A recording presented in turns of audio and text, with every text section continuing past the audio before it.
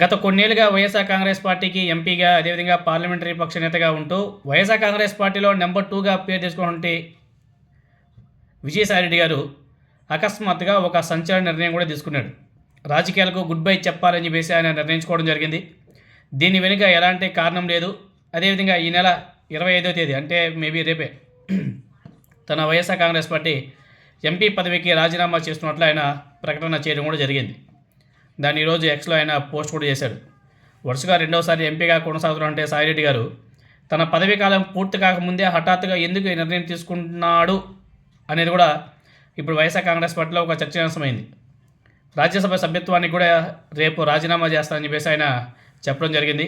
అలాగే తాను ఏ పార్టీలోనూ చేరడం లేదు, వేరే పదవుల్లో ప్రయోజనాలు లేకపోతే డబ్బుల్ని ఆశించి రాజీనామా చేయలేదు అని చెప్పేసి కూడా ఆయన ఎక్స్లో పేర్కొనడం జరిగింది. ఈ నిర్ణయం పూర్తిగా తన వ్యక్తిగతం, ఎలాంటి ఒత్తిళ్లు లేవు, ఎవరూ ప్రభావితం చేయలేదు. 4 దశాబ్దాలుగా 3 తరాలుగా తనను నమ్మి ఆదరించిన వైఎస్ కుటుంబానికి రుణపడి ఉంటాను. 2 సార్లు రాజ్యసభ సభ్యుడిగా అవకాశం ఇచ్చినట్టే జగన్మోహన్ రెడ్డి గారికి, తనను ఇంతటి ఉన్నత స్థాయికి తీసుకెళ్ళినట్టే వైఎస్ భారతి గారికి సదా కృతజ్ఞుడిని.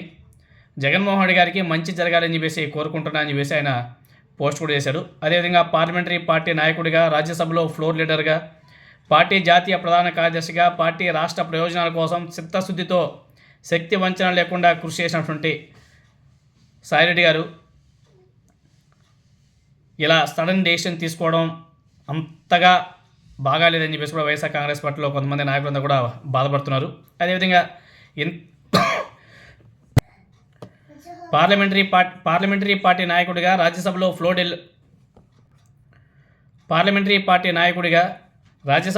లీడర్గా, పార్టీ జాతీయ ప్రధాన కార్యదర్శిగా, పార్టీ రాష్ట్ర ప్రయోజనాల కోసం చిత్తశుద్ధితో శక్తి వంచన లేకుండా పనిచేసినట్టు సాయిరెడ్డి గారు చెప్పడం కూడా జరిగింది. అదేవిధంగా కేంద్రానికి రాష్ట్రానికి మధ్య వారధిలా పనిచేశాను.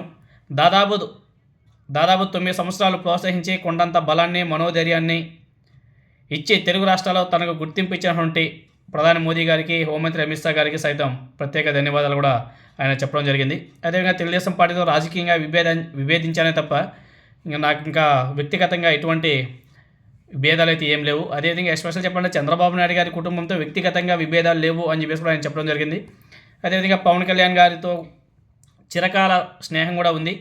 తన భవిష్యత్తు వ్యవసాయం అని చెప్పేసి కూడా ఆయన చెప్పడం జరిగింది. సుదీర్ఘ రాజకీయ ప్రయాణంలో ఆదరించిన రాష్ట్ర ప్రజలకు, మిత్రులకు, సహచరులకు, పార్టీ కార్యకర్తలకు ప్రతి ఒక్కరికి కూడా పేరు పేరున హృదయపూర్వక కృతజ్ఞతలు తెలుపుకుంటారని చెప్పేసి సాయిరెడ్డి గారు ఒక ప్రకటన చేశాడు. అదేవిధంగా నెక్స్ట్ మంత్ ఆయన ఏదో విదేశాలు కూడా వెళ్ళబోతున్నాడు.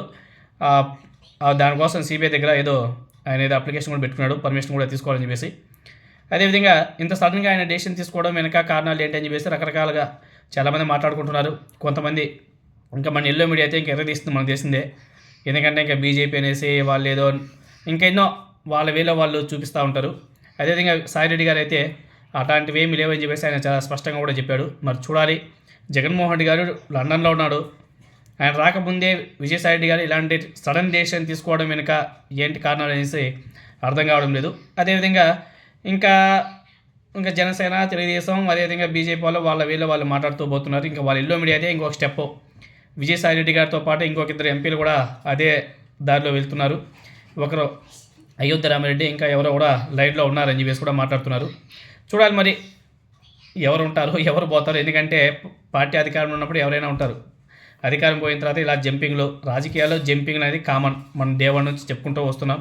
ఎందుకంటే ఇంక ఎల్లో మీడియా అయితే ఇంకా వదలగొడుతుంది. వైఎస్ఆర్ కాంగ్రెస్ పార్టీ అయిపోయింది, జగన్మోహన్ రెడ్డి గారి పని అయిపోయింది. ఎందుకంటే అందరూ కూడా రాజీనామాలు చేసి వెళ్ళిపోతున్నారు, ఇంకా మునిగిపోతుంది పార్టీ అని చెప్పేసి మాట్లాడుకుంటూ ఉంటారు. జగన్మోహన్ రెడ్డి గారు పార్టీ అనేది ఎప్పుడూ ఉంటుంది. జగన్మోహన్ రెడ్డి గారితో పాటు పార్టీ కూడా ఎప్పటికీ ఉంటుంది. నాయకులు అనేవాళ్ళు జంప్ అవుతూ ఉంటారు. కింద క్యాడర్ అయితే గట్టిగానే ఉంటుంది. కానీ వాళ్ళ మనోధైర్యం నింపాల్సిన అవసరం కూడా ఉంది.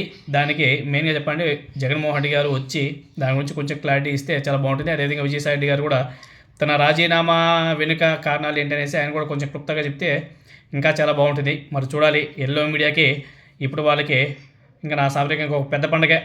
ఇంకా నా సామాన్యంగా ఇంకా విశ్లేషకులు అని చెప్పేసి వాళ్ళు తీసుకొచ్చి కూర్చోబెట్టుకొని ఇంకా నా సామాన్యంగా ఎర్రదీస్తారు. ఇప్పుడు నారా చంద్రబాబు నాయుడు గారు దావోస్ పర్యటన ఏదైతే అటర్ ఫ్లాప్ అయిందో, అదేవిధంగా మిగతావి ఏవైతే ఉన్నాయో వ్యవహారాలు డీసీఎం పోస్టులు కానీ దాని మీద ఇవన్నీ కూడా ఇంకా డైవర్షన్ చేసి విజయసాయిరెడ్డి గారి మీదకి విజయసాయిరెడ్డి గారి న్యూస్ని బాగా హైలైట్ చేస్తారు. ఇప్పుడు దావోస్ పర్యటన ఫ్లాప్ అయింది. అదేవిధంగా డీసీఎం పదవి కోసం జనసేన తెలుగుదేశం పార్టీ నాయకులు కొట్టుకుంటున్న విషయం మనకు అందరికీ కూడా తెలిసిందే. ఇప్పుడు వాటిని డైవర్ట్ చేయాలంటే ఇప్పుడు విజయసాయిరెడ్డి గారి మ్యాటర్ని బాగా హైలైట్ చేయాలి. ఇప్పుడు ఎల్లో మీడియాకి ఇంకా కుక్కకి బిస్కెట్ దొరికితే ఎలా ఉంటుంది, ఆ విధంగా ఎల్లో మీడియాకి మంచి వార్త దొరికింది కాబట్టి ఇంకా నా సామాన్యంగా దిగ్గజ విశ్లేషణలు అంతా కూర్చోబెట్టుకొని ఎరగదీస్తారు ఇంకా.